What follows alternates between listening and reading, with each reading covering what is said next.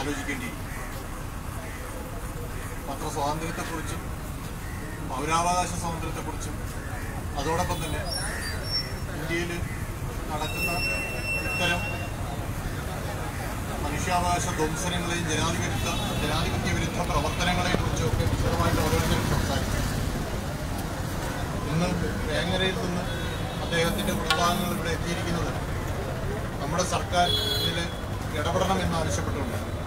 നമ്മുടെ സർക്കാർ ഇടപെട്ടിട്ടില്ലേ എന്ന് ചോദിച്ചാൽ അദ്ദേഹം വെള്ളാപ്പള്ളി നടേശൻ്റെ മകൻ്റെ സാമ്പത്തിക കുറ്റകൃത്യത്തിൻ്റെ പേരിൽ അവിടെ ജയിലാവുന്ന അവസരത്തിൽ ഇടപെട്ടു. അതുപോലെ മറ്റ് മന്ത്രിമാരുടെ മക്കളുടെ പ്രശ്നങ്ങളിലൊക്കെ നേരിട്ടും അല്ലാതെയൊക്കെ ഇടപെട്ടു.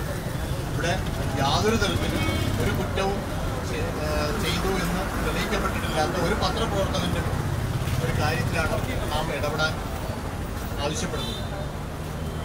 അതിനുവേണ്ടിയാണ് നാം ഈ ധർണ നടത്തിയിരിക്കുന്നത്.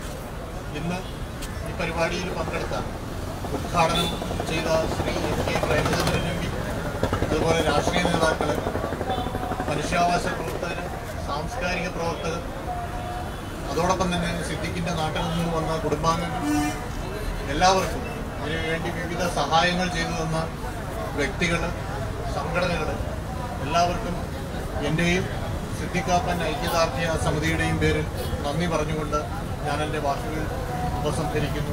അഭിവാദനം.